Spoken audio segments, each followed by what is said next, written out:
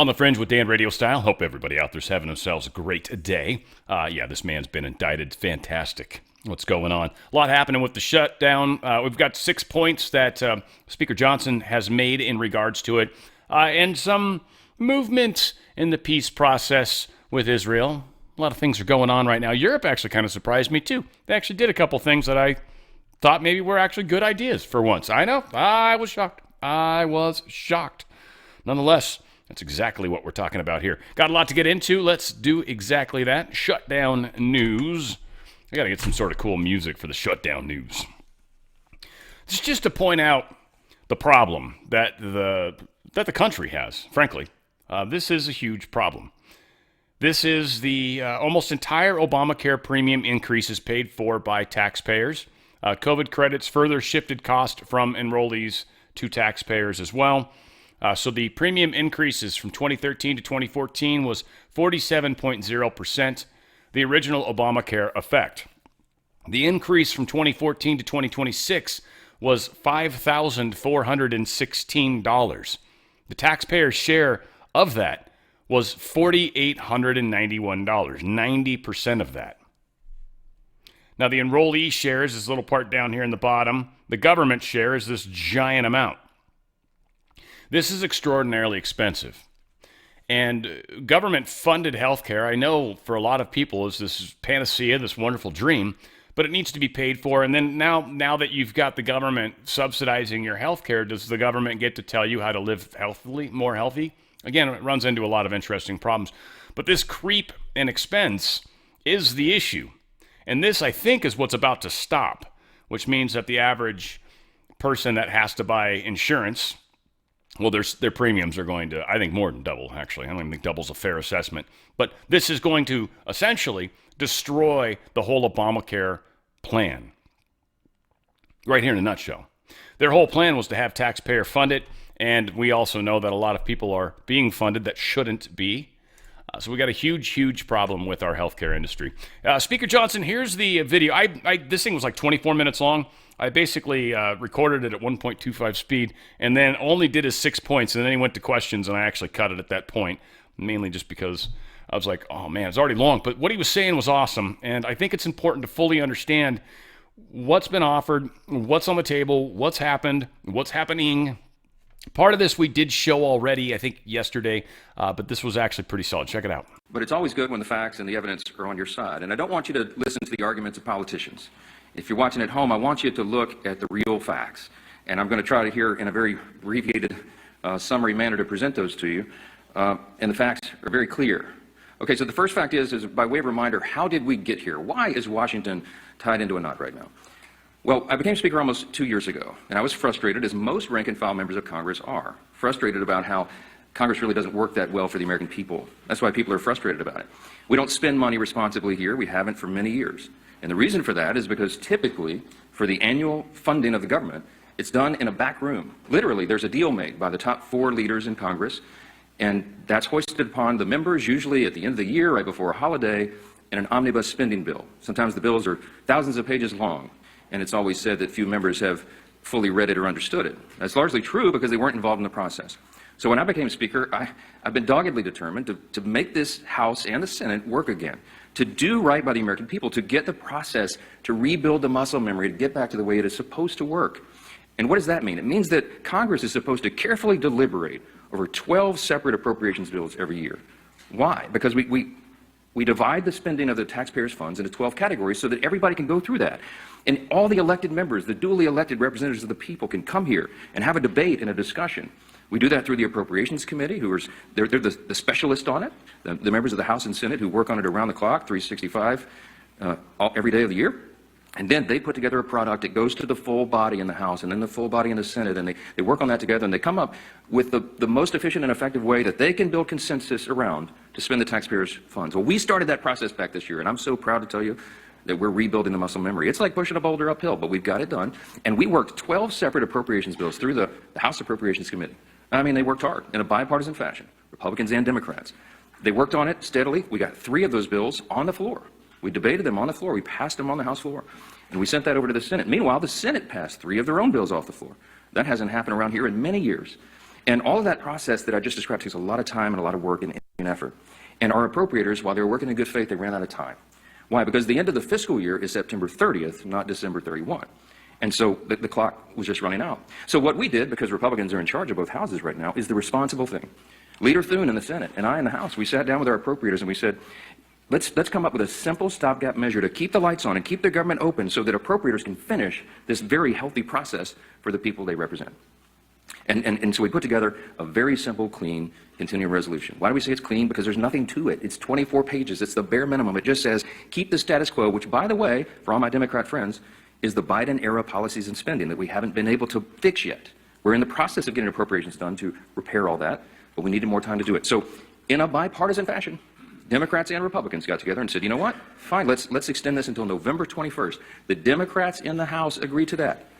That was the date. We put that bill on the floor. We passed it out of the House in bipartisan fashion. And we sent it over to the Senate. Well, now we expected, I thought, that Chuck Schumer would do what he's always done. The man has served in Congress 3/4 of my life, I think. And he has given impassioned speeches over the year, most recently in March of this year, that you have to fund continuing resolutions. You can't shut the government down because it's irresponsible and painful for the American people. He was right in March. He is not right today, which leads me to fact number 2. Fact number 1 was how we got here. Fact number 2 is why are we in this mess? Why did Chuck Schumer change his tune, and why is he now saying exactly the opposite of what he said 6 months ago? A picture's worth 10,000 words, okay? This is a copy of the Washington Examiner. Zoom in on that, all right? If you can't see this at home, I just had this on my desk in a big stack, and I found it. This is published March of 2025, March 26 exactly. It's a picture of Chuck Schumer looking very upset, very angry, walking out with a box, and all the House Democrats depicted their character, saying that he's an enemy of democracy. Why is he an enemy of democracy? Because the far left base in the Democrat Party has turned on Chuck Schumer because he did the responsible thing and kept the lights on. Why? Because they want him to show a fight against President Trump. So Schumer doesn't want to be in this situation again. So he said, my gosh, he got his staff together and he got the far left wing of the party. He said, what do you want? What do you want me to fight on? So they created a red herring. A red herring is a distraction. They decided that they would pick a fight on health care. Well, let me look right into the camera and tell you very clearly. Republicans are the ones concerned about health care. Republicans are the party working around the clock every day to fix health care. This is not talking points for us. We've done it. A big part of the One Big Beautiful Bill, the Working Families Tax Cut, was to fix health care. Health care is broken in America. It's too expensive. The quality of care needs to rise. We need more access for more people, and we have lots of ideas to do that. But that issue is for debate in the next 3 months. It always was. We have members working on that. The tax credit, the subsidy you've heard about that expires December 31st, there's a lot of thoughtful debate and discussion that has already been going on about that and will go on about that. But that's a December 31 issue. So Chuck Schumer is scrambling. He has to have an issue. None of their policies are very popular, so they decided to lob onto health care. And he decided to claim to all of you that that is the issue with government funding. It is not. Those are two totally separate things. The clean continuing resolution would simply keep the lights on so that the members in the House and Senate can have those debates on health care. We were always planning, and we have lots of ideas on the table on how to fix it, but we don't yet have consensus on it because it's very complicated. We have time to do it. The month of October is a critically important time for us to get the House and Senate working on that very issue, but they're delaying it because they needed a red herring. So in his desperation, we get to fact number 3. In his desperation, they decided to create the red herring. They decided to claim that this is all about health care, which the September funding issue never was. That's a December policy issue. He tried to create it as a September funding issue. And in his desperation, they hastily filed an outrageous counter-proposal. It is a wild wish list of big government liberal nonsense that we can't do. Their priorities that they crammed into this. Now remember, a simple 7-week stopgap funding measure, the CR, that we passed out of the House in bipartisan fashion was sent over. And Chuck Schumer filed a counter-proposal. Now this is his words, not mine. These are not Republican talking points. These are the facts. 2 exhibits real quick, as I've shown you before. This is page 57, an excerpt of his bill, section 2141, where you see that right there that they want to repeal the health subtitle of the Big Beautiful Bill. The One Big Beautiful Bill, the Republicans got signed into law July 4th. The Working Families Tax Cut, we're so proud of that because it has so many amazing things for all the American people, a marquee piece of legislation. But among the most important were the reforms that we did to health care. Why? Because Medicaid, for example, is broken. Medicaid doesn't work well. It's underfunded and it was full of fraud, waste, and abuse. And we took our opportunity to fix that. And we did. So what did we do? We went into Medicaid and we said, we got to stop the waste and abuse. We got to make sure that illegal aliens are not on Medicaid. Medicaid is intended for U.S. citizens only, not illegals who break our law and come over the border. And we got to make sure that young able-bodied men who do not have dependents are working and not riding the wagon. Work is good for individuals. It's good for the communities they live in. It's good for their own well-being and for the people around them. And so we said, don't sit on your couch and play video games. By the way, also not a talking point. There was an AEI study, I think one of the organizations that polled this, and most of these young men who are not working are sitting around literally playing video games. Get back to work. So we put that in the law. And the big thing was making sure that an estimated 1.4 million illegal aliens are no longer riding that wagon either. Why? Because Medicaid had to be strengthened. Medicaid is intended for the elderly, the disabled, and young pregnant women, as I use an example, who are in difficult situations. They need the resources desperately, but the resources are being drained by people who were never intended to be there. So Republicans got busy and fixed it. We put it in the big, beautiful bill. So, back to fact number 3, I guess I'm still on. Chuck Schumer files a counterproposal and says, we want to reverse all that. Well, among the effects, among the things that he would reverse, is putting illegal aliens back on the program. Don't take my word for it. Look at the evidence. Over here at Exhibit B. This is the list of the actual provisions that would be reversed if Chuck Schumer's language was voted on and passed. Among those, it would end. See, these are the provisions, the Working Families Tax Cut Act. These are the provisions of our bill that did each of these things. We ended Medicaid funding for most non-citizens. They would reverse that, and it would cost American taxpayers, hardworking Americans, an estimated $6.2 billion. And you see, you just go down the list. The California loophole. You know what they did in California? Gavin Newsom and the team out in California? They expanded Medicaid to cover all able-bodied illegal alien adults. These men who could be working or whatever. I mean, they're not even citizens, never intended by Congress. They put that on the tab of the taxpayer. And so we reversed it. Chuck Schumer would repeal that. He would repeal those repairs, and this is what it would cost you. Do the math. I won't go through each line, but it's on the website, speaker.gov. You can pull this up. It amounts to $192 billion, $192.8 billion. So almost $200 billion that Chuck Schumer wants to put back in. Also, by the way, while he's repealing our health subtitle, he would also repeal the $50 billion that Republicans put into the bill to support our rural hospitals around the country. Why would Chuck Schumer do that? Because he's desperate for political cover. Let me keep going on this. By the way, these are enhanced COVID-era spending under Joe Biden for all this healthcare stuff. It was stolen, fraud, waste, and abuse, rife throughout the programs, and we fixed it, and they want to reverse that.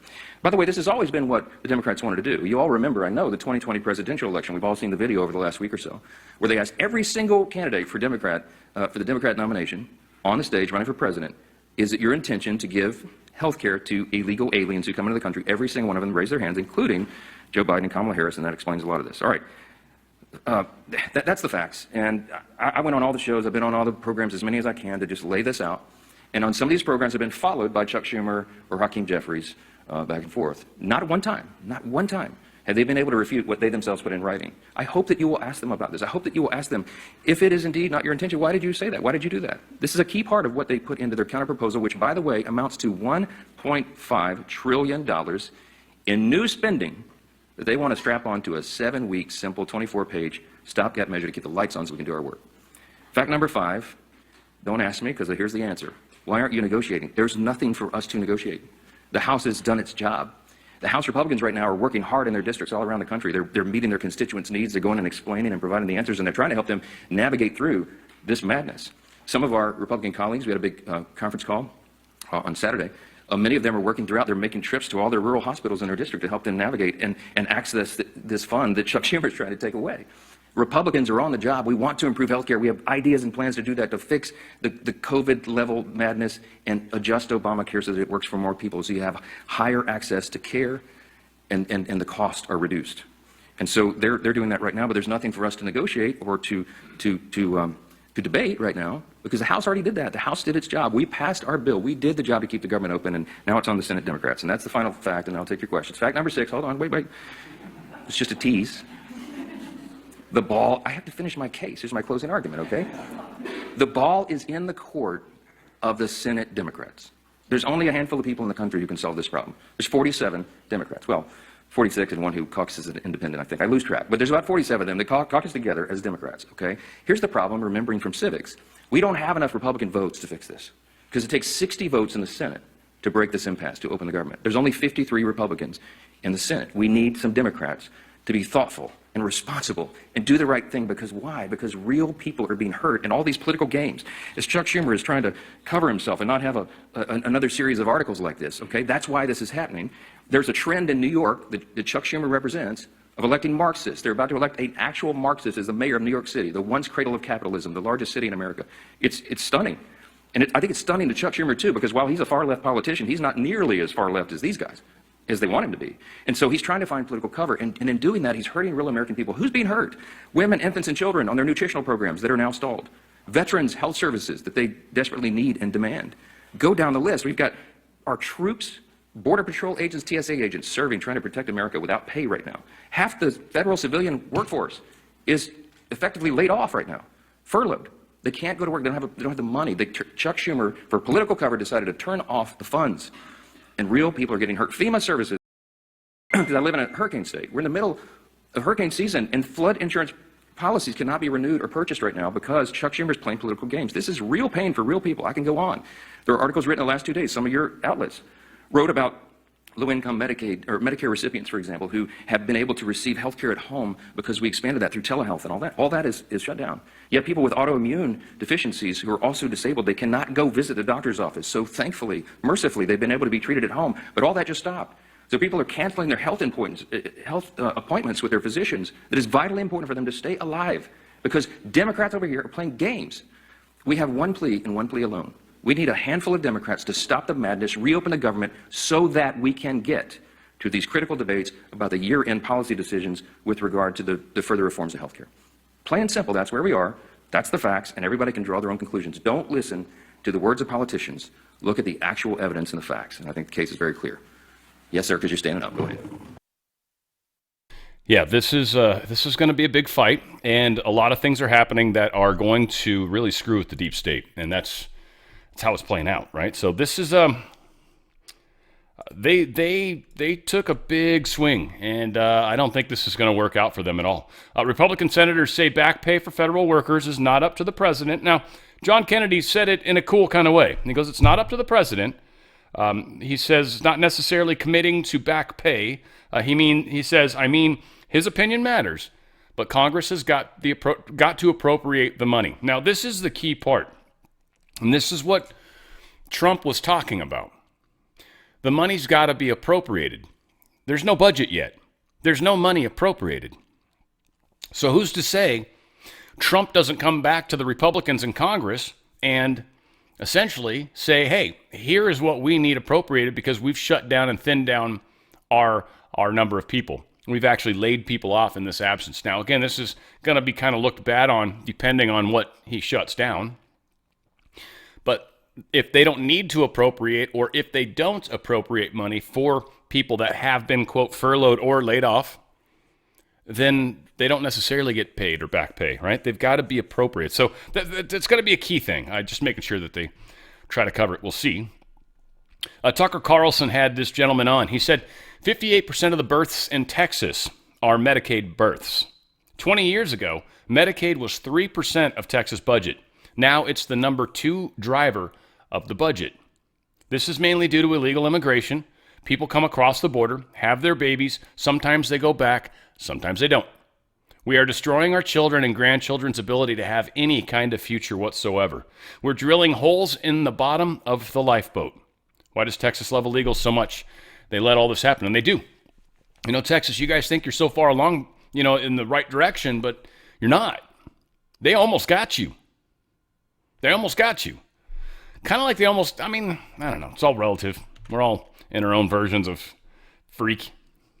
Flights around the U.S. are delayed because of air traffic control, just trying to point out some of the pains that are happening. Here's Press Secretary Carolyn Leavitt talking about the same kinds of things. This shutdown sucks, and people aren't going to get paychecks. While President Trump continues to negotiate peace deals, meets with world leaders, and celebrates the 250th birthday of our United States Navy, as you saw he and the First Lady do just yesterday, Democrats, unfortunately, are continuing to play political games. And we are now in day 6 of the Democrat federal government shutdown.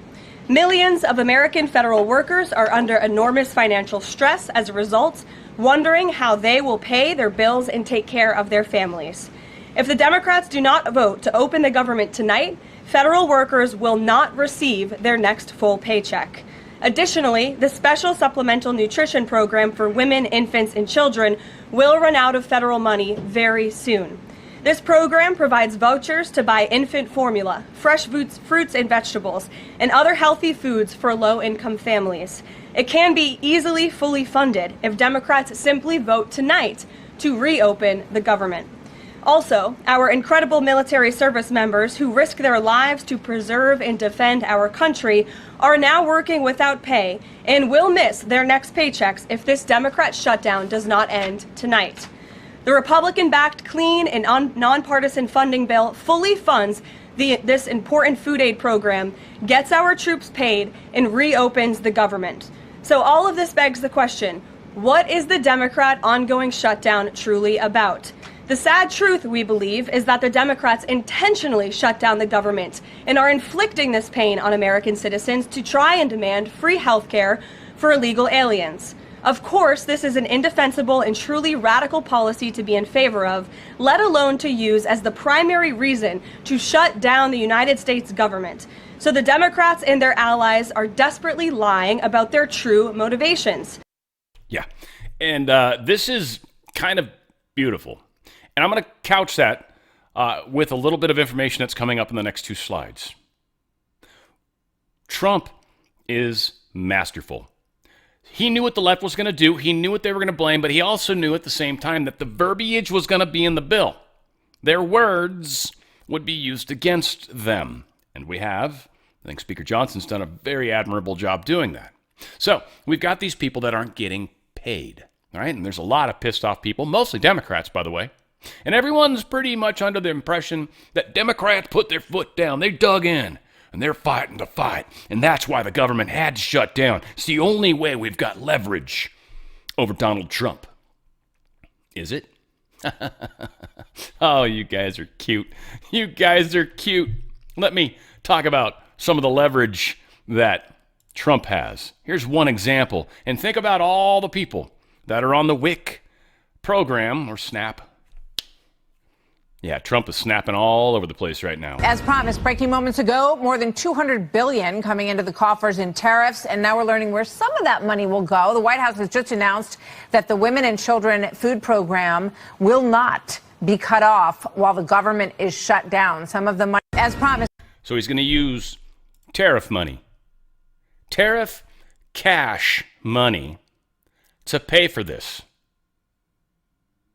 Now, how does he work that? Does Congress have to pay him back if he's paying? I mean, yeah, there you go.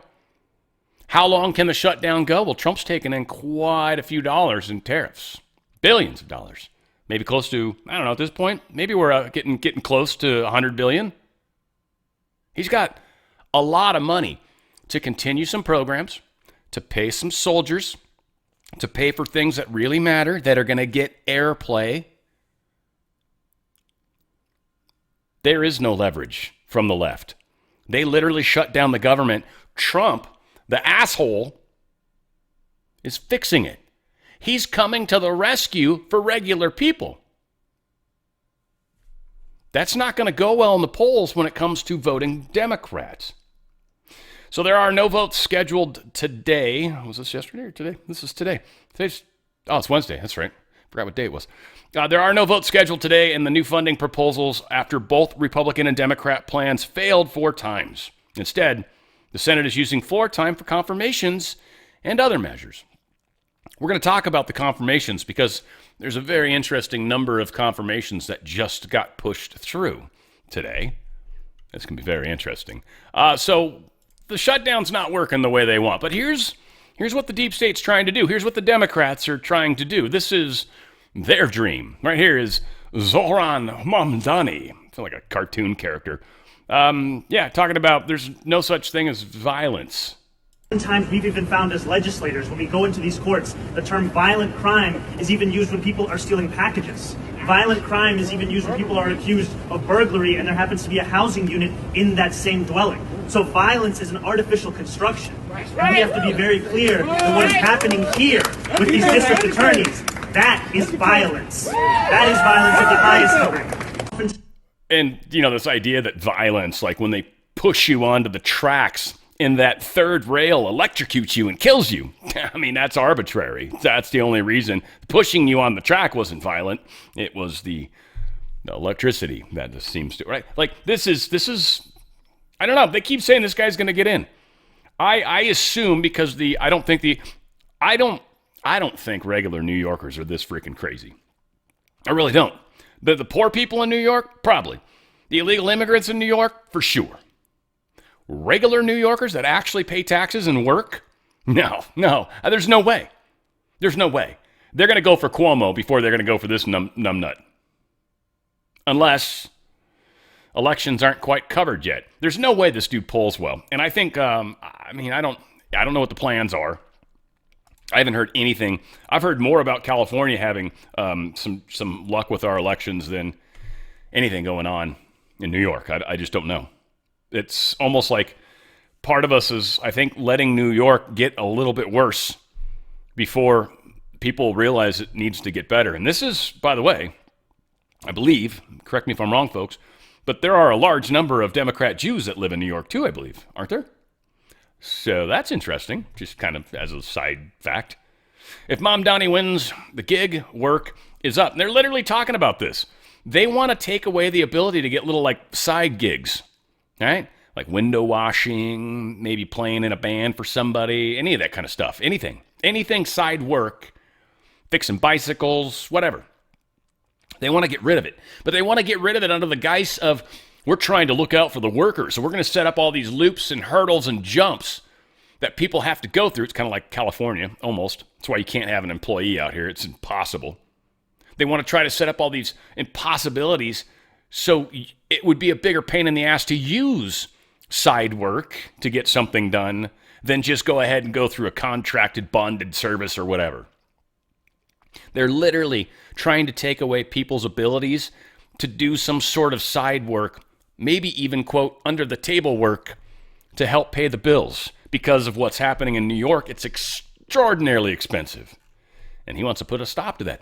Again, are these people going to vote for him? I wouldn't think in their right minds they would. I would think, like I said, all the people I listed off in the beginning, yeah, sure, they would. Not normal people, not people that actually work for a living. Suspect who ambushed and rammed the DHS agents in Chicago. Both of them have been released because they're not a flight risk. The one shot at police officers. They both used a assault with a deadly weapon, attempted murder most likely, and they're out on their own. They're out already. They let them out. They're not in jail. Nope. This is Chicago, folks. Chicago. Over 6,200 murders in Chicago during the last 10 years. 6,200 murders in Chicago over the last decade.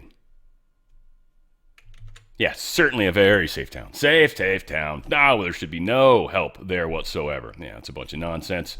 Kash Patel was making his rounds.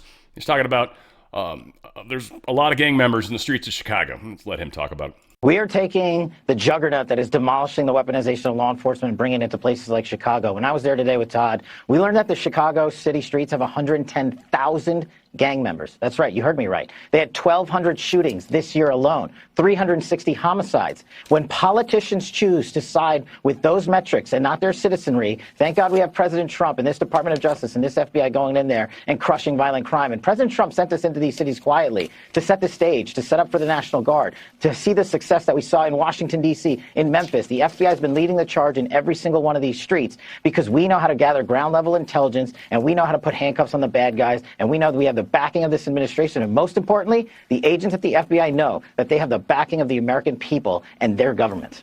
And that is one of the key things, is because of us, the ripple makers. They know whenever this information goes out, right? The Dems put out their hot little topic, but we're right there, rippling all around them, boom, boom, boom, boom, boom, boom, just taking them out, right? It's like that old game Missile Command, right? You'd hit the little missile and make a big smoke screen, and that's how you could get multiple incomings with one properly utilized. Man, I remember I pinched my hand on the side of that rolling ball one time. I don't know if any of you guys ever did that. Man, I got a nasty-ass blood blister from that. Anyway, neither here nor there. Donald Trump, he's basically saying, look, here's the U.S. code that other people used back during one of the racial riots that occurred in Alabama. And this U.S. code, they're talking about 10 USC section 311 and 101. They also reference another section in here somewhere. I thought, 10 USC 3500, and then there's also a 10 USC 3032-4. I'm assuming that's subsector 4 or subsection 4, whatever. All of this stuff basically shows that the president has the right to use the National Guard and to pull troops from other states to use in an alternate state.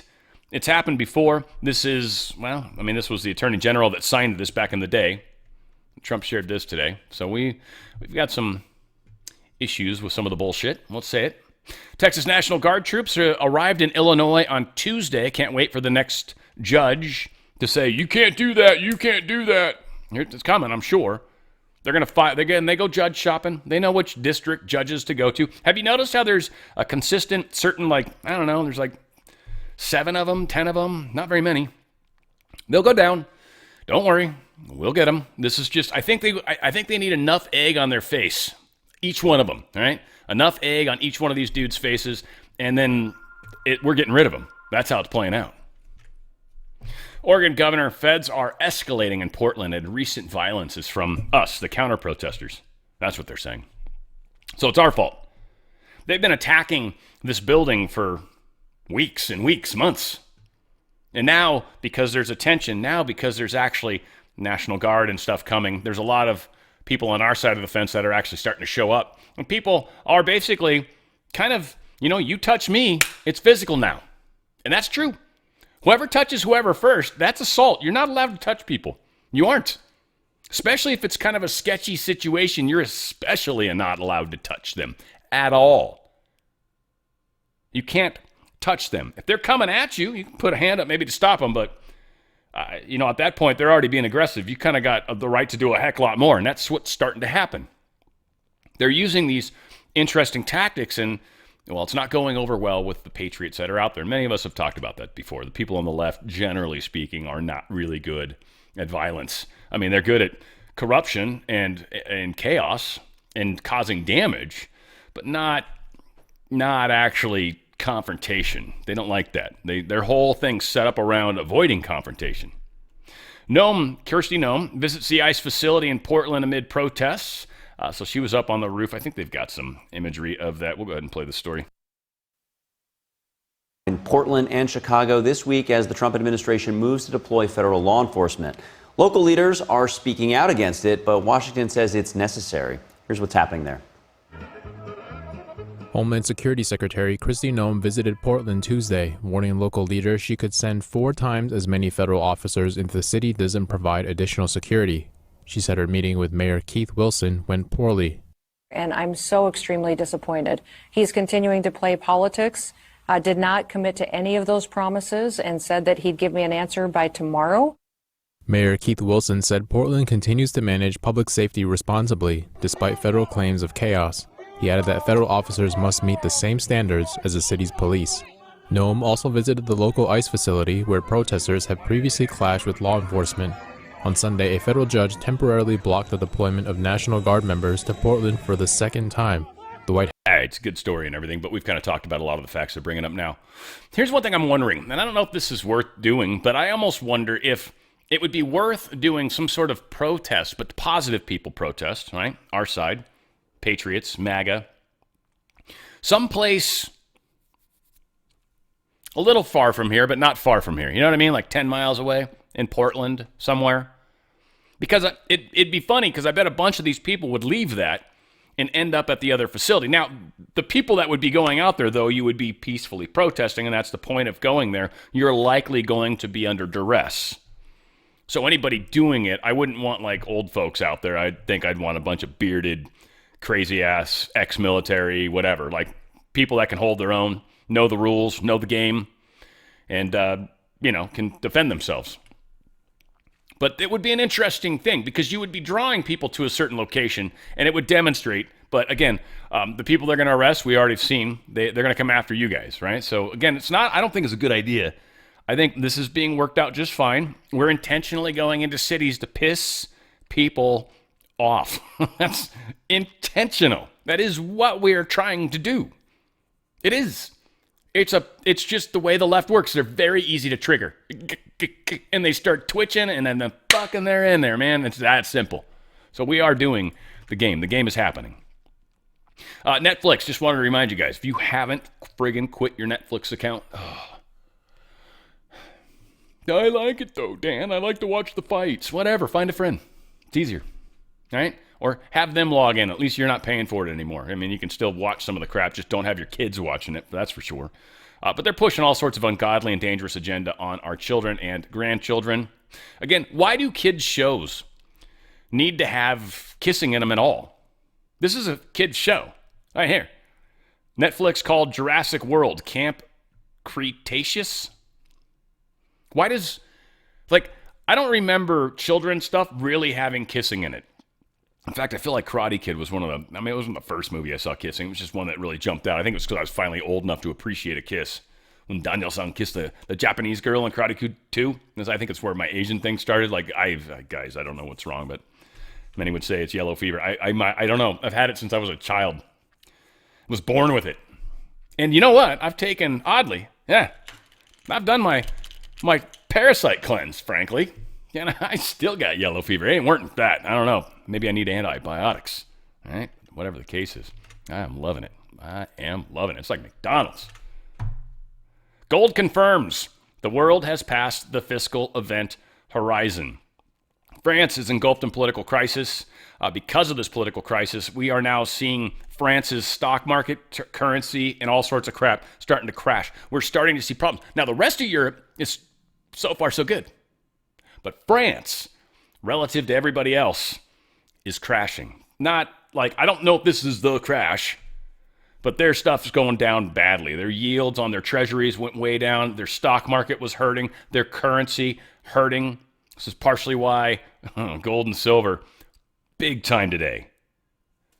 Folks, I telling you, I've not been lying.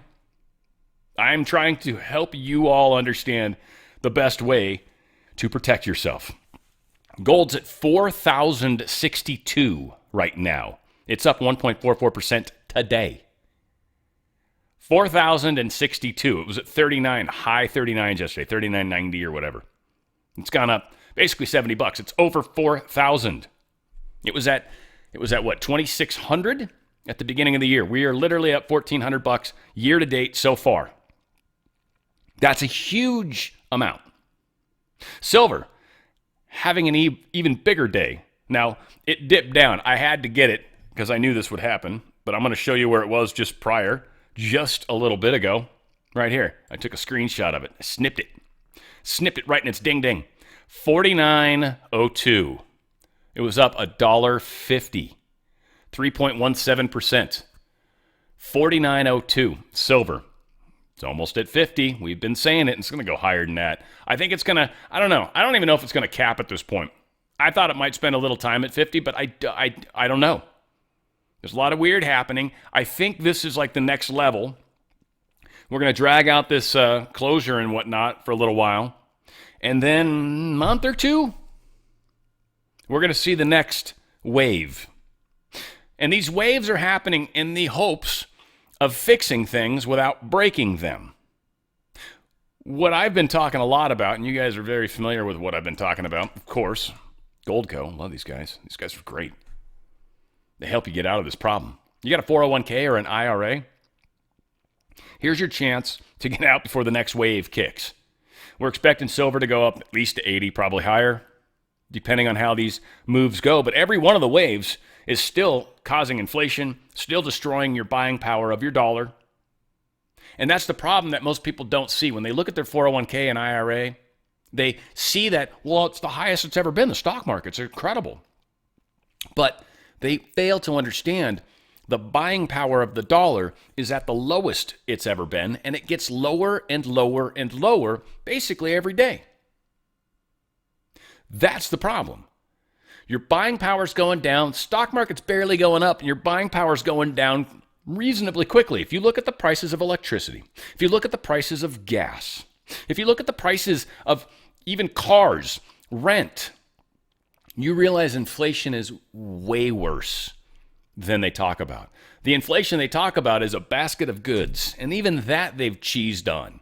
It used to be, I think, like a filet or a steak, like a good steak, like a New York steak. Now it's ground beef. They've literally downgraded what it is they're comparing the baskets to. The baskets aren't even the same they used to be, and the inflation numbers are friggin' huge. Every day you stay in their market with their money, you lose buying power. Gold holds buying power. Silver holds buying power. Meaning, this coin can buy me the same thing today as it could in 1930. I keep using the example of the suit. You could get a tailor-made suit in 1930 for one gold piece. You can get a tailor-made suit today for one gold piece.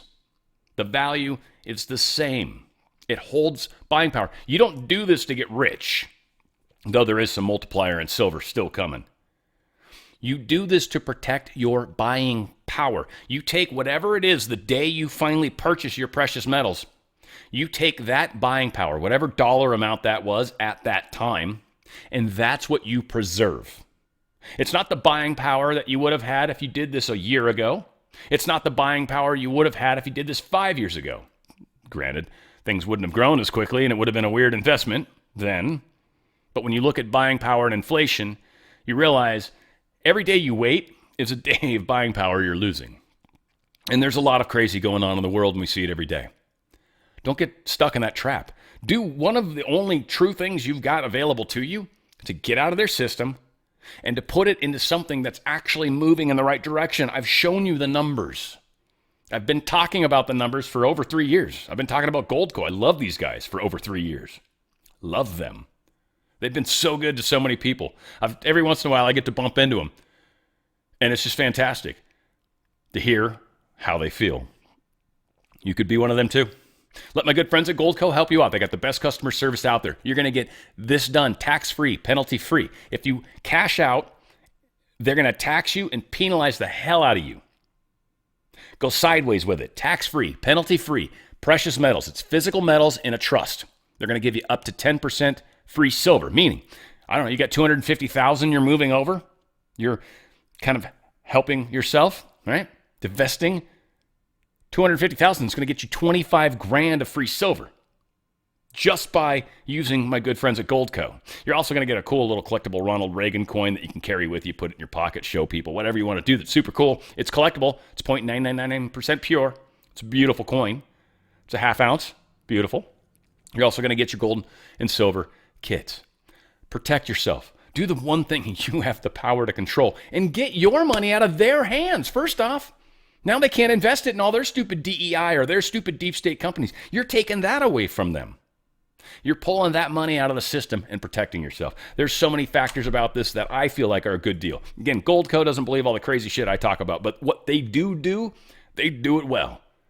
And they'll help you through it too. Go to drslikesgold.com. drslikesgold.com. drslikesgold.com. Get out of that system before they get out of you.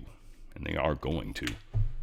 President Trump responds to questions on invoking the Insurrection Act. Mr. President, can we talk about Portland for a second? Are you planning to invoke the Insurrection Act? And that would be, a very long-standing law that's been on the books. Yeah, well, it's been invoked before, as you know. If you look at Chicago, Chicago's a great city where there's a lot of crime. And if the governor can't do the job, we'll do the job. It's all very simple. They probably had 50 murders in Chicago over the last 5, 6, 7 months. Many people were shot. And then the governor gets up and he says, well, we can handle it. They can't handle it. They don't know what they're doing. The mayor is grossly incompetent. He's at a 4% approval rating in Chicago. He's at a 4%, lowest approval rating, lower than even de Blasio had, which is hard to believe in New York. I thought de Blasio would always maintain that record, but the Chicago guy is even lower. So I think that we want safe cities. If you look at D.C., you would right now, Mark, you could go out, take your family out to dinner, you could walk right down the middle of the street. There is no crime in D.C. When I got here, this place was a raging hellhole where people would come from Canada, people would come from other places and end up getting shot. Nobody's being shot. The National Guard's been unbelievable.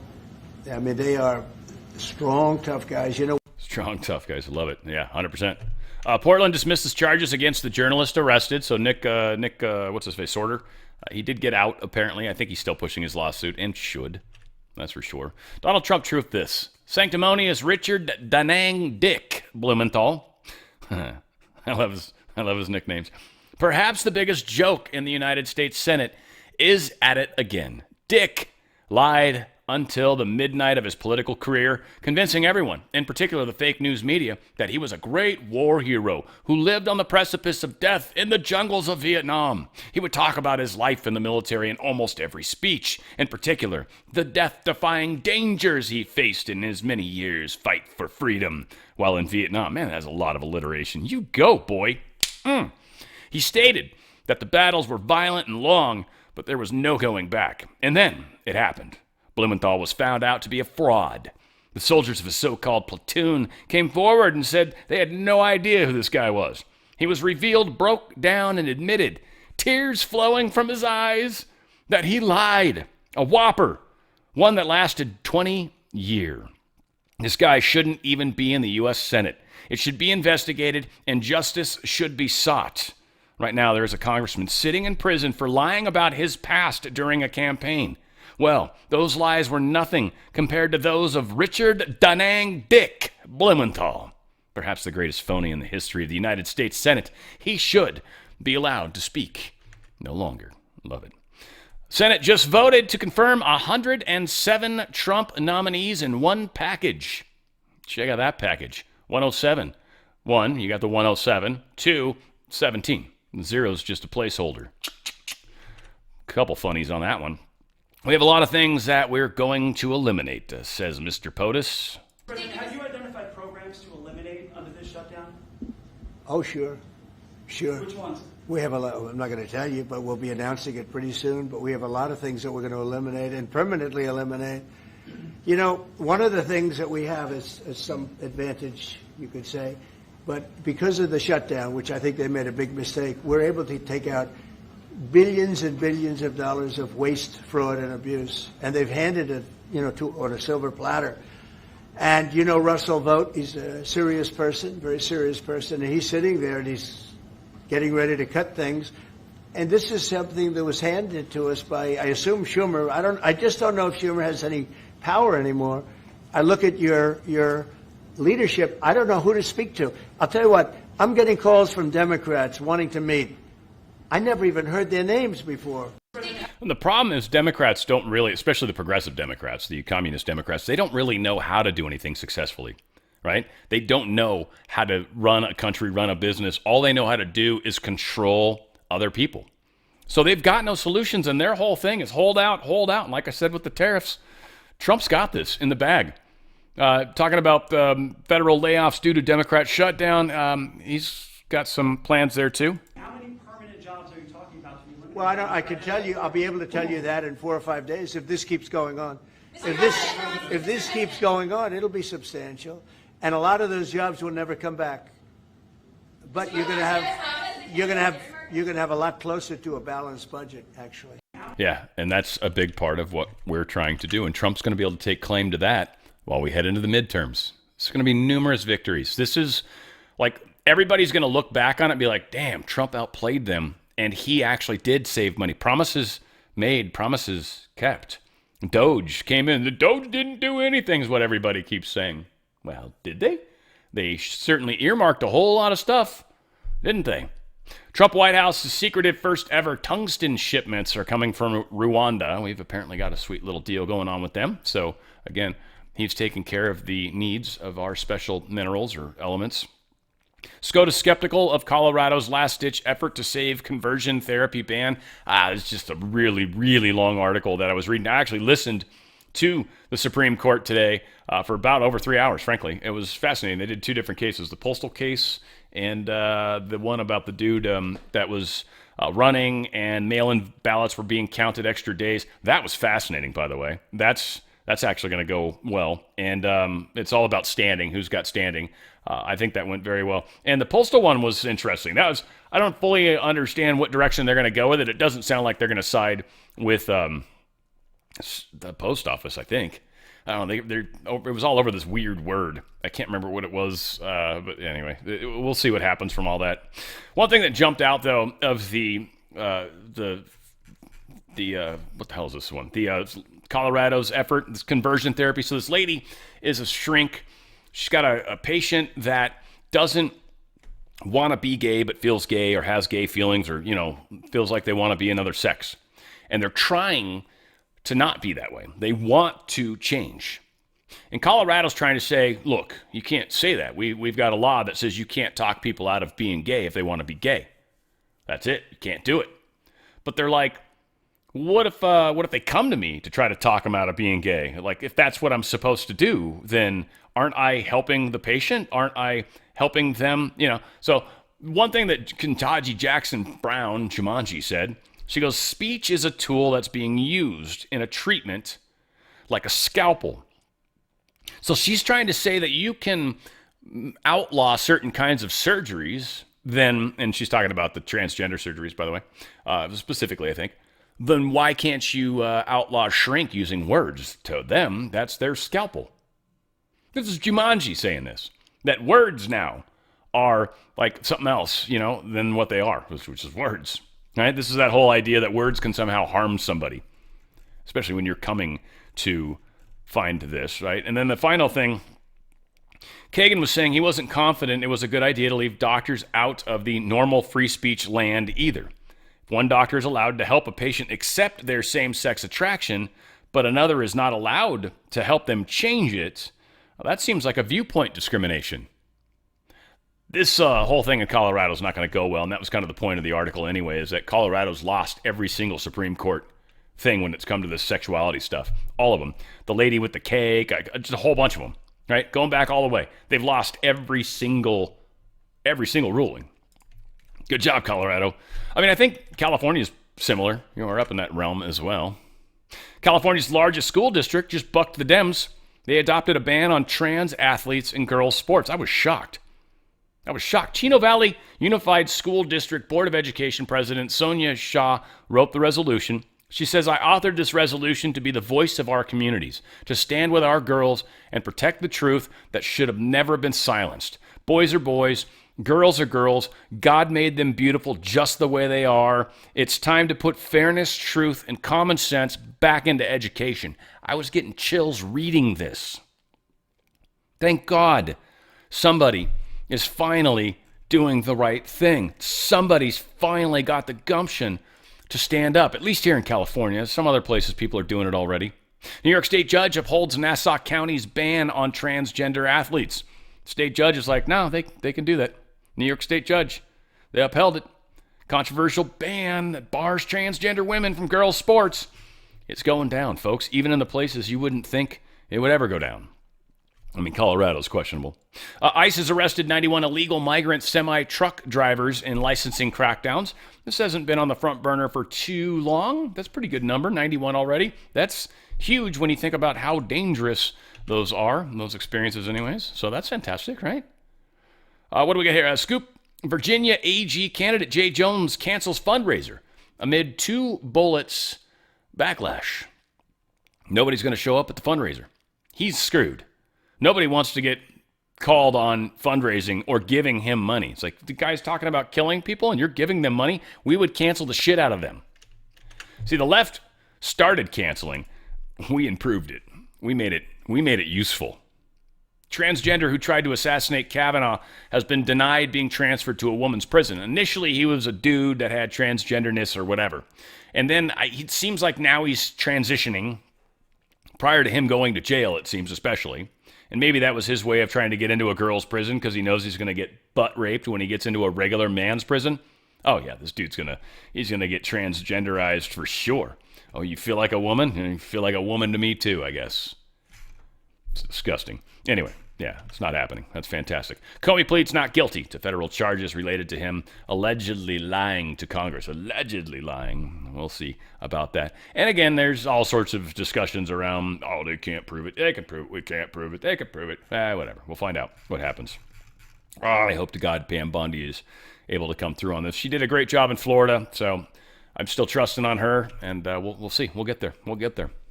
FBI fires agents who weaponized law enforcement against U.S. citizens, Kash Patel said. Weaponizing these are the determination after it was revealed that Bureau's surveillance efforts after the January 6 riots had extended to tracking senators. The whole team, the CR-15 squad, has been fired, terminated. This group of rot has been removed. Those bad apples are no longer there. Got Hannity. Kash Patel made some rounds, and he was on Hannity.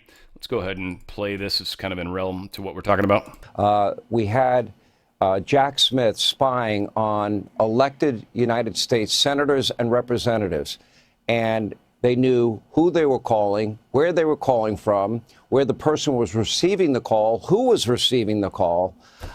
You have fired the agents that were involved in that operation. What can you tell us about it? Sean, I want to peel this onion carefully. Look, they put this information, those that weaponized the FBI and prior leadership at DOJ and FBI, they took this information where they subpoenaed 8 sitting United States senators, put it in a lockbox, put that lockbox in a vault, and then put that vault in a cyber place where no one can see or search these files. They're called restricted access and prohibited access. Restricted access means some people get to see it. Prohibited access, you put it in there when you want to hide it from the world, and that takes the authorization of the Attorney General and the Director of the FBI. So not only did they weaponize this law enforcement, but when we got in there, and when I got in as the FBI Director, from my experience as Russiagate, I knew where to look and what rooms to open and what doors to kick down. And that's what we did. We found this information to expose the politicization by Jack Smith and the prior Department of Justice. I mean, just think about it. 8 sitting United States senators, phone records were gathered and subpoenaed through the grand jury process,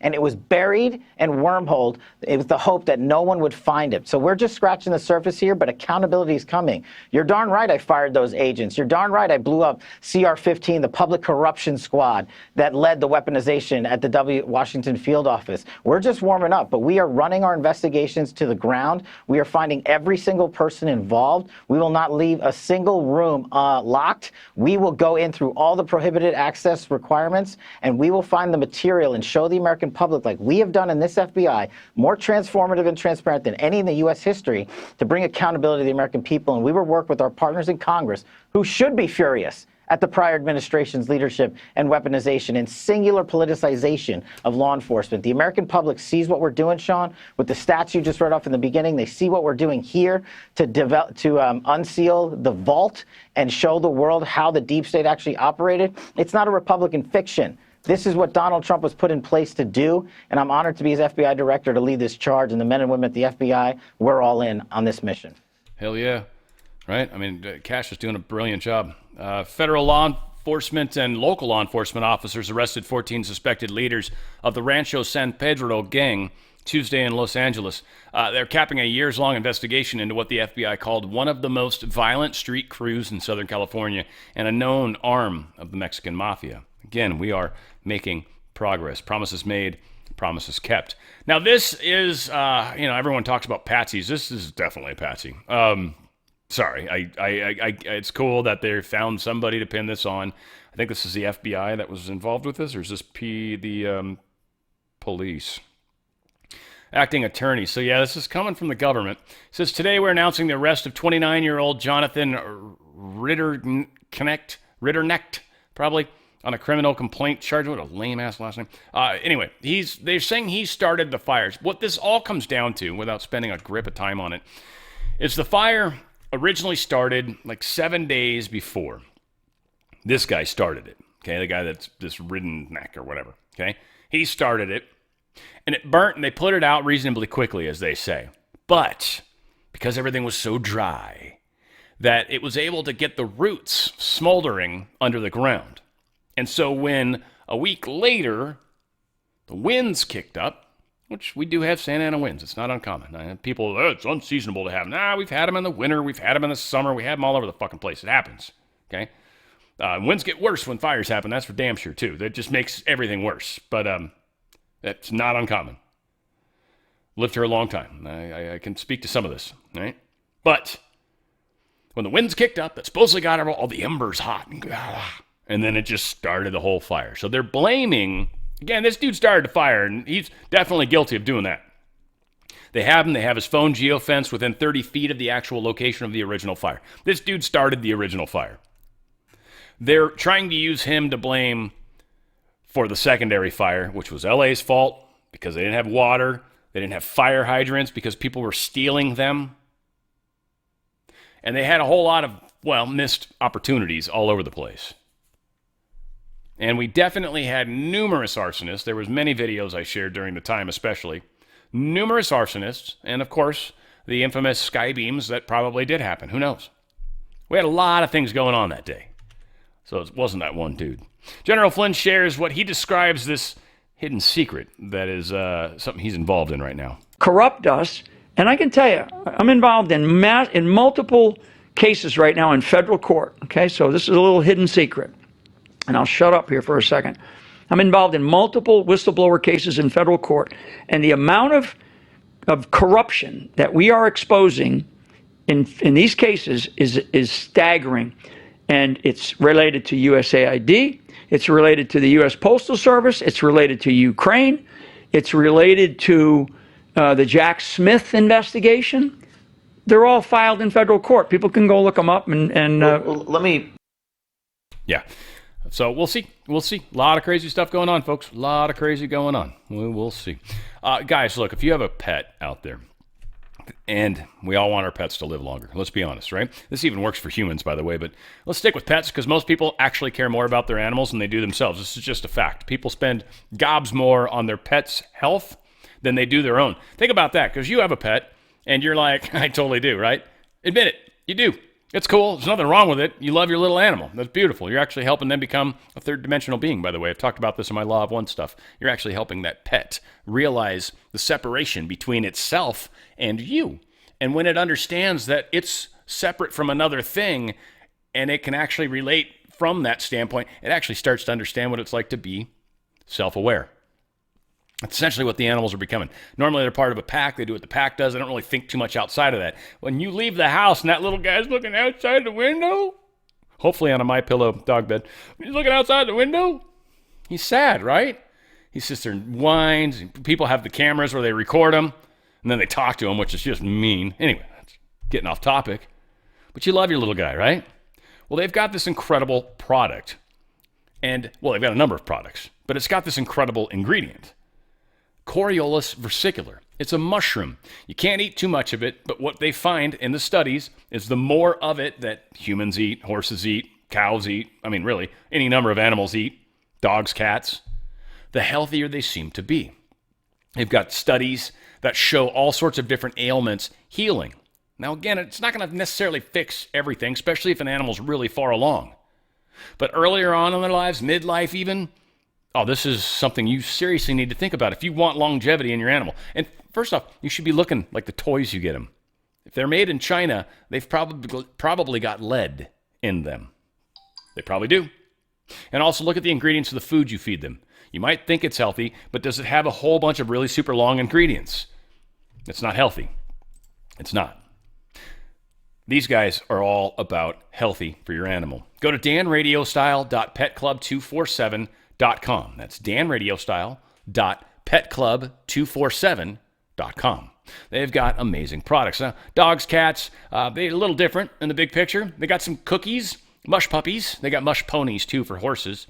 It's a cookie, and it's got a bunch of the Coriolus versicolor in it. A lot of dogs love these. You give them one of the cookies once every day. That's their treat. They get some of that Coriolus versicolor in them. Now, if this dog is getting older and older, this is like for younger pups, it's probably better.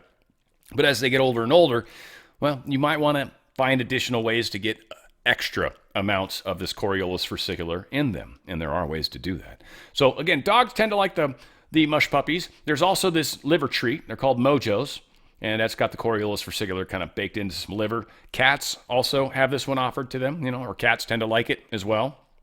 So dogs and cats, it's a liver treat. Same concept. It's like $18. You're giving them treats that are totally helping them get that healthy product inside of them. That's pretty incredible.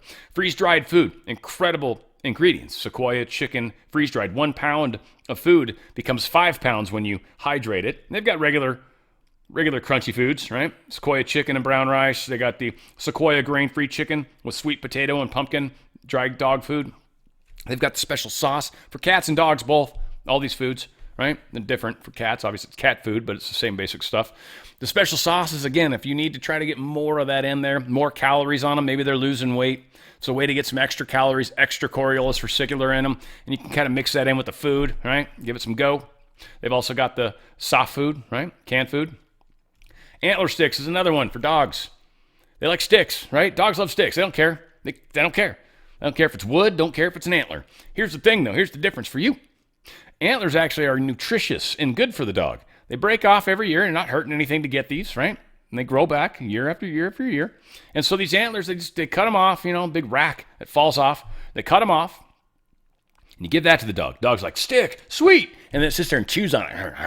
One, it grinds down the teeth like it's supposed to because it's bone. That's fantastic. That's a win. Two, all the little bits and pieces that they get in their mouth and they eat, it's antler. It's minerals. So good for you. So good. Even if you were chewing on an antler stick, it'd actually be good for you. Like collagen and all those different kinds of ingredients are in there. This is incredible, right? So again, they got mud mints too. They got the nasty breath. Well, they got a treat that helps with the breath. A little peppermint in there, right? And then it's also got the Coriolis versicolor, as well as chill doggies. It's a treat you keep in the fridge. You'd like to go to the fridge and get something? Well, now you got a little something you can grab the dog and make it special for both of you. You got dogs, cats, horses, and people, believe it or not. People, there's pills. I just took mine this morning, actually. I was proud of myself. But they got a number of different ways to get Coriolis versicolor in you. They got coffee. They got cookies. They've also got the gummies. The gummies are yummy. I need to buy some more of those, actually. The pills are like kind of boring. The gummies are yummy. But I was eating way more than I needed. But you can't OD on it. That's the beauty. It's good for you. Go to danradiostyle.petclub247.com. That's danradiostyle.petclub247.com. And you'll be stoked that you did. Oops, I should probably have that on. Yeah, the cameras help. We've got some governor stuff going on. Jack Ciattarelli. This is a dude in Jersey, I think. Yeah, he's, I don't know, I guess he's doing well. Joyzy people, get your asses out there and vote. Make sure you get that guy in, because the other person that's running against him is a pile of trash, of course, in some way, shape, or form. Yes, we got one more governor thing. Roy Cooper's lenient crime policies get harsh spotlight as North Carolina Senate race heats up. So now all of a sudden the Republican candidate in North Carolina is looking a lot better. So hopefully, especially if you're out there in North Carolina, we need to make some noise about this one too. Make sure they keep reminding everybody that this guy literally let the person stab, right? Because the guy that got out on jail like 17 times or however many it was, and stabbed the chick in the train. Yeah, that was North Carolina. So we don't want him to survive that. Alan Dershowitz says he's going to campaign for the GOP in 2026 midterms. Totally frightened if Dems gain control. And I think he went independent recently as well, which is fantastic. California Governor candidate Katie Porter cuts off an interview after a testy Trump exchange. She just wanted to be able to control the conversation. Again, anybody that's in this state's not voting for Katie Porter, though she thinks she's going to get your vote, or that she doesn't need to give a crap about the 40% of California that actually voted for Trump, which was kind of the problem. This chick's a pile of trash as well. As far as governor, I know we got the dude from... Got the dude from Fox, I think, and I don't know if I necessarily... I don't know who's the right guy, but, I mean, it's Republican. Just grab the Republican candidate. I mean, I feel like... I don't know if Garvey was... No, he was running for Senate. I feel like there's one other person that's worth the trash, worth something. I should grab my book. It's downstairs, but, not right now. I'm not gonna. Switzerland bans mammographies. Mammograph? Yeah. Medical scam exposed. Now, again, that's, Paul White, Golden Eagles... his take on this, right? All I'm trying to do is provide the information that's in here, and I think that's what's important. Switzerland just became the first nation to outlaw mammography, detonating the truth behind one of the biggest problems, really, in medical history. These go way back. These have been so horribly misused in the past. I think it's kind of like colon test, too, or whatever, that prostate exam. I think that's the same kind of thing, too. I know you can catch stuff in advance, but I also know they can claim things just to get more visits, right? And then once the cancer thing starts and you actually start doing any sort of anti-cancer treatment, you almost assuredly guarantee that you're probably going to have additional problems. It's like a given. And so, again, I watched my mom die from chemo. I've got a buddy that just passed away. He never did chemo, but I got another friend that's been through chemo twice, and it has aged him beyond words. So whatever. It's a big deal, big study. And yeah, they've come out and they've just talked about how this is creating all sorts of problems. Up to 60% false positives. Like, just numbers like that are insane. Yeah, but it's better if you're wrong. It's like, no, because most of the treatments that happen actually seem to cause cancers. So there's so many bad things that are going on. 690,000 overdiagnoses where it was not that bad. Maybe it was just a small lump that was totally natural, but they went freaked out, or they poked it and then made it into something it didn't need to be. Again, just you mess up a biopsy and you can actually spread the cancer. And that's, I think, happens in a lot of cases too, unfortunately. It's just, yeah, whatever.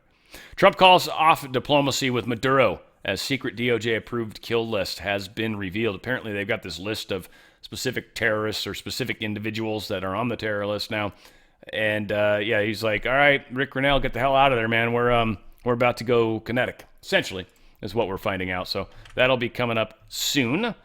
This is kind of funny because, you know, China's like, oh, they're making everything more than better than us. Remember, all the stuff that we get here that's cheap, that breaks 4 seconds after you have it, especially if you got kids, comes from China, right?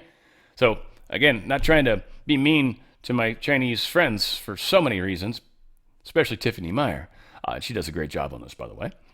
But this is just kind of like, I think illustrates China's not this super tough guy that everybody wants to believe. You know, I mean, we should be concerned they're going to surpass us if we don't get serious, which I think Trump's helping us do, but they're not that far along yet. On Chinese state broadcasts, hundreds of drones turning into fireballs and raining down from the sky during a National Day drone light show in China.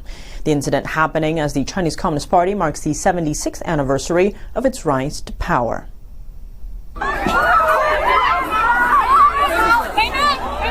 This happened last week in a southern Chinese city. Hundreds of malfunctioning drones started colliding just after takeoff. Sparks and embers rained down on the onlookers like a rain of meteorites, setting small fires on the ground. People screamed in shock. Some spectators ran for cover, while others grabbed chairs to shield themselves from falling sparks. Local authorities say no one was hurt. But an onlooker reported online that many people were hit by sparks. Let's just be honest and call a spade a spade. These are scout ships from 3i Atlas. That's what they are. Come on, that was kind of funny. Is it too soon? Too soon on that one? Deloitte. They have an Australian version, mate. Yeah, Deloitte down there. Down under. Deloitte got caught filing a $290,000 or K, whatever they're Australian dollars, I think. Caught filing $290,000 government report with AI errors. Literally, just factual errors. AI is not as good as most people think, and certainly Deloitte wasn't wise to use them. The Brit Card Digital ID PSYOP. Needless to say, at this point, there's over 2 million signatures happening, people that are against this stupid thing. Now, again, the problem is they say it's for the children.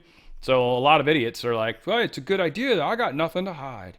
And those are two of the stupidest things you get to hear people say all the time, even good people. You're like, really? Like, I got nothing to hide. You actually do. You don't even realize what you have to hide because you're not even aware. It's not that you're always committing crimes. Maybe. Signal. AFD slam EU chat controls as the end of privacy in Europe. So after Germany dropped its long-standing opposition to EU chat control, leading encrypted messenger Signal issued a dire warning about privacy in Europe, with the post going viral. And they're actually talking about Signal's literally threatening to pull out of Europe entirely. This is what's likely going to happen. And then the European people are going to be pissed at their leaders. And second off, this is all about trying to control companies. And so if the companies are like, no, we're just not going to be there then. Now, they have no way to censor. They have no way to ever get back in. And their people hate them. This is coming. It's going to be awesome. But there's no way you're going to control Twitter or allow censorship or even the ability to censor an American because you're in Europe and you think what that American said is disrespectful or something. Fuck you, Fuck you, European, whoever you are. I'll just say Macron right now because you're so stupid. You married a man. EU member wants to ban social media for teens. This is actually a decent idea. It's a decent idea. We got to put in all these rules in place so we can make sure kids don't find crazy shit when we just let them loose online with the world. How about you fucking take a little control of that, huh? Just saying. Just throwing that out there. I get they might hate you. Daddy, you're the meanest in the world. And you'll be like, yeah, that's fine. I don't know. You said that last week. Probably going to say it again next week. It's cool. I love you still. Hopefully one day you'll love me again. We'll find out. One day you'll realize I did this for your good. Parents have to be parents and stop expecting society to parent their children. What was it, Hillary, that used to always talk about how it was like where all the community is supposed to raise the kids or whatever? I forget the wording she always used. So, EU, good call. Another cool thing the EU's doing, I like this. Any plant-based fake food, fake meat, right? Any plant-based fake meat that's not actual meat cannot use meat names or terms on their products. Meaning, you can't say burger. You can't use that word anywhere on your packaging. Why? Because it's not a fucking burger. A burger is beef or turkey. It's meat, not fake meat. That's not a burger. That's a disc-shaped object made from soy and other shit. You can't say sausage, can't say, what were some of the other words that you can't use? But yeah, stuff like steaks. I mean, you can't do any of that shit. Anything that implies meat, can't use it. Good job, Europe. I mean, you suck all over the place, but those two good ones. UK is not going to relax its visa rules for Indians, says Starmer. They are not going to relax visa rules for Indians. The Prime Minister is on a 2-day visit to India where he aims to promote the advantages of newly established trade agreements. Right? Which is cool that they're doing this because we got shit trade agreement with India. But, the country that took over and owned India forever finally gave them back to themselves. They get a trade agreement, but us, who's been good to them forever, and gobs of jobs that we've given them. In fact, as we'll find, I think 70% of the United States, H-1B visa holders are Indian. We don't have a trade agreement with them worth of shit, but Keir Starmer gets one. Huh. Go figure. Go figure. Egypt wants U.S. troops in this Gaza as part of the peacekeeping shenanigan. That's a good idea, right? They said it was back during, the 80s or something like that, 1982. There was the Sinai after the peninsula was returned to Egypt from Israel. Israel's been bad boys in the past. They seem to like to take over land, don't they? Isn't that interesting? There seems to be a consistent behavior there. Turkish President Erdogan says Turkey will continue buying Russian gas despite U.S. demands to stop. Again, Turkey is NATO also. In fact, Turkey's I think the only Muslim NATO country, and they've got a very formidable military. They're a very good ally of the United States, but they do get pissy at us when we go and fuck around with Muslim people, which we have a habit of doing. So, needless to say, they are a part of NATO that keeps NATO from doing ridiculously stupid stuff. And so it's grateful for them. And I love the fact that they're in tight with Russia. And I love the fact that they're basically saying, look, we're not going to stop buying Russian oil. In which case that gives Trump the okay to be like, all right, we're not going to sanction Russia harder. That serves no purpose. You guys aren't supporting it. We're not going to do it. And if you want to keep the war going, have at it, because we're done with this. Peace. Drop the mic, walk away, and just let them all sit there with big giant eyes go, what happened? Yeah, you guys go ahead. Figure it out. Trump, he kind of made a decision on this whole tomahawk thing, which is what I've been saying he was going to do. And this is all just bluster. It was intentional. It was bullshit, and the reality's coming out. Decision on whether to supply tomahawk missiles to Ukraine or sell them to NATO and let them sell them to Ukraine. Yeah, I've sort of made a decision, pretty much, if you consider. Yeah, I think I want to find out what they're doing with them. Yes. Where are they sending them, I guess. I'd have to ask that question. That war should never have started. No, we were just going to put them on a platter, on a little stand. We bought these special little stands, and we're just going to put them on there. And just, decoration, like Christmas tree kind of. Yeah, no. Where are you going to launch them bad boys? We'll see. Ukrainian drones reach western Siberia. This is their furthest attack. They've even gone something like 2,000 kilometers on this guy. Pretty impressive. So again, Trump's point is like, we don't really need to give you this. You got drones that can make it that far. You don't need our help. We'll tell you where to hit. We'll tell you some targets. You go ahead and launch your things. Keep making those. It's good for your economy. It gives you jobs, right? There you go. I mean, that's what Trump would do. He'll just play it up. Russia meets with the Taliban, opposes the option of United States ever coming back into Bagram Air Base. I don't think we would necessarily care what Putin thinks, especially when it comes to Afghanistan. Afghanistan's like the crazy place that both our countries have just lost way too many lives and way too much money. Journalist locates Portland Antifa founder hiding in Sweden. Yeah, I don't think they talk like that, but whatever. This is them. I mean, she still looks progressive. It's kind of funny. He kind of does too. The mustache helps, I will be honest, but he's still just got that gay face, Not that all gay people are progressive, just this particular gay individual. That's all. And she looks kind of like a chick at the gym who reminds me of my sister, who, just levels of gross, right? On top of gross, I think. That's where I'm at with it. Mysterious interstellar visitor spotted above Mars. It appears as a massive cylindrical craft. I'm just sharing the data, right? This is supposedly the image, and then people have zoomed in on it, which is cool, and it's fine, and maybe this is what it looks like. But I do think that maybe the image was somewhat of a captured over a slightly elongated time, not like a click type of thing. So because of that, and it's moving very fast, it would create a cylindrical shape. And I'm again, not trying to talk anybody out of anything, but see this picture here? So this is the thing they said was the comet. That's the glowy, roundish thing. What do you notice about all the other... Oh, wait, there's 3i Atlas craft all around it? Is that it? Again, people are going to believe what they're going to believe. It's cool. I don't care. It could be a UFO from another planet. I'm just waiting for more information. Right now, I'm not impressed.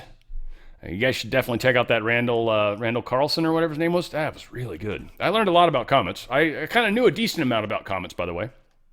There's actually a funny story there, but it's not worth it right now. Sad news, Joan Kennedy, wife of Senator Ted Kennedy. She has passed away, age of 89. Still, is that her? That had to have been way back then, right? My God, the big hair days. Oh, well, very sad. And finally, this is, I don't know, kind of a trip. Johnson & Johnson, they were ordered to pay $966 million in the talc cancer case. I think this is just one family. One family is getting $966 million. Again, fucked up. I feel really bad, too, because my girlfriend grew up using this stuff. Johnson, that was because they live in the Philippines. It's like you want something to dry off. You just want to feel dry for a second, just for a second. That's going to change here shortly. The second you walk outside, it's like, damn it.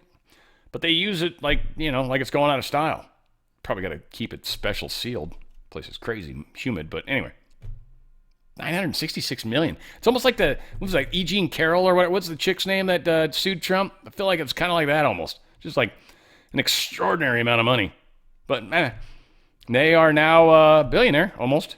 Good job. You guys can invest a little of that wisely. You might be able to turn that into $1 billion. That'd be pretty incredible. Otherwise, you won't have to pay for a thing for the rest of your life, most likely. Even with inflation, you won't have to. Lots happening. Things are changing. We are making the difference. Just because a lot of people believe something's going to happen. Now, again, there's certain things I think we got to go through. But there's a lot of things that I think don't have to be as violent as many people claim they will be. Just be cautious of that. Only in that, you understand the power of your thoughts better than most of the other audiences out there. And you understand if someone's got you thinking a certain way, you're putting energy towards that. You're helping that happen. It's not necessarily going to happen because of you. Or maybe it will. Or maybe your experience of it might be more similar to that. So again, we're here to make a difference. That's one of the key things about a lot of people in my audience. Big time, making a difference. You guys with the ripples, you're making a bigger difference than you realize. I love you guys and thank you for what you do. You're making the world a better place. Where we go one, we go all. It's on the Fringe with Dan RadioStyle.